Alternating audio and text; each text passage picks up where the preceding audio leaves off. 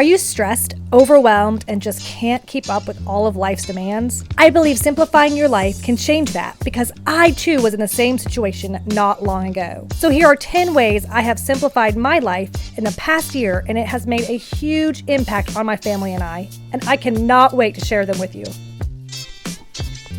I truly believe the first and foremost thing we must do in order to start simplifying our lives is learn how to declutter our minds. It is the foundation on which everything else is built. And what I mean by this is clearing out the foggy, the frantic, the frazzled mind. A lot of the times, at least for me, I've had information overload or way too much stimulation. Just leaves me so exhausted and where I just can't think. A couple ways you could do this would, first of all, be to brain dump. You might be familiar with this. It is where you take all of your thoughts that are swirling in your head and just write them down on paper. That way you do not have to continue to think about them throughout the day, and you can then organize them later. Another way to reduce brain clutter is to reduce, not completely eliminate, the amount of TV and social media we consume. There is nothing inherently wrong with TV or social media. I am a huge fan. I have learned a lot and grown a lot as a person through these medias, but they're also very addicting. And sometimes it can have a very negative effect on us when we tend to scroll and then we jump from one topic to another. It really does overstimulate, and then I end up feeling less than and overwhelmed. And it also takes away from our family time, times we could be building relationships and really investing in those who we truly love. Social media is so addicting, and I have fallen prey to it so many times and have found myself just mindlessly scrolling and then wondering why I feel very unmotivated. So I have just opted recently to take a break from social media and just focus on YouTube, only limit myself a certain amount of time each week that I watch this. And that alone has made a huge difference. It has taught me self-control and moderation, doing everything in moderation, which actually leads me to my next point. Choosing your priorities. If you do not choose your priorities, your distractions will actually choose them for you. So once you know your priorities and your goals, I would suggest writing them down from the most important one to the least, and then block them out from week, month, and day. My favorite thing to do when I do it daily is put my top 3, and once my top 3 are done, I will add more. The goal is not to overwhelm ourselves with too many responsibilities or goals, but rather to make this easier, break it down, and not overwhelm ourselves. Once you have that down, you'll want to start implementing time blocking. Time blocking is amazing. It helps stop procrastination and keeps a really nice flow to your day. This is especially helpful for those who are mothers, homemakers, or anyone who has a hard time following a flow through their day. I don't like to say routine because it sounds so rigid, but just knowing what you're doing between certain times of the day really just eliminates a lot of stress in my life. This can also help you from multitasking and keep you on your tasks. I have fallen victim to multitasking so many times. I still occasionally do it.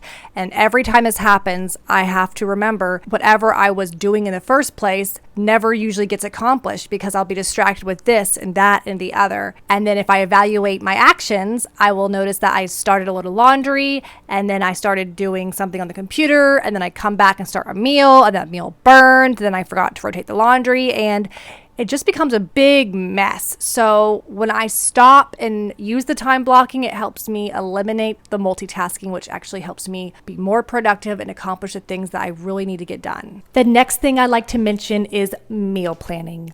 I love meal planning. Okay, I don't actually love the process. I make myself do the process because the reward is so beneficial for me. And I think it could be for you too if this is something that you struggle with. You know what they say, if you fail to plan, you plan to fail. So many evenings I have found myself scrambling around, stressed out after a busy day, trying to figure out what I'm going to feed my family. And I love the meal planning because number one, it saves me money. Number 2, when I plan my meals, I go ahead and grocery shop once a week.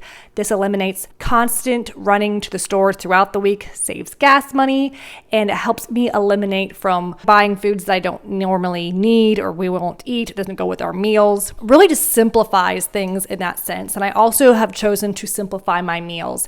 Now, some of the tips that I can give you really quickly that have helped me in my meal planning is number 1, to prep. So you can do that once a week. Another thing that you can do that have really helped me is when you're already in the kitchen cooking breakfast. Now, this is not multitasking, okay? You're doing the same thing. You're not doing 2 different types of things, but you just cooking your breakfast. So it can be while you're prepping breakfast or right after breakfast, you just start prepping your dinner. And I'm going to tell you right here, this little crock pot dude is my best friend. I love him. This way you only have to cook once a day and you have all your meals ready. The next thing I'd really encourage you to do is to simplify your wardrobe.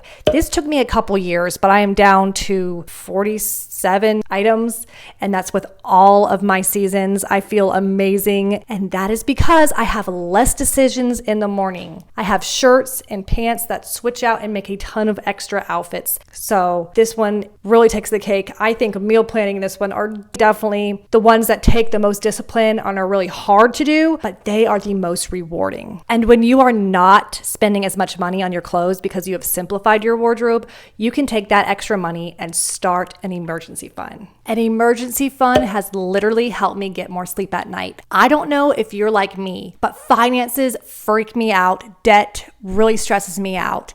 And an emergency fund is a really nice safety net to know that if there is an emergency, and emergencies always come at the most inconvenient time, you have the money to cover it. No more waking up in the middle of the night with panic attacks. Instead, you can rest at night knowing that you have financial peace. Another thing you can do is just get outside every day, get out of the house, get out of your office, get out of your mundane life and step away from all the stressors and enjoy beautiful nature creation. It really helps keep things in perspective, helps eliminate a lot of stress. It's just a very happy, peaceful environment. I highly recommend it. Another amazing way that you can simplify your life, a very, very beneficial one that benefits everyone in the whole household, is by simplifying your home. You can do this by removing any extra clutter that you have, anything that takes your time or weighs you down and takes precious time from the ones that you really care about. Another way you could do this is by creating amazing systems in your house. And if you want to learn how to do that, I'll teach you in this video right here.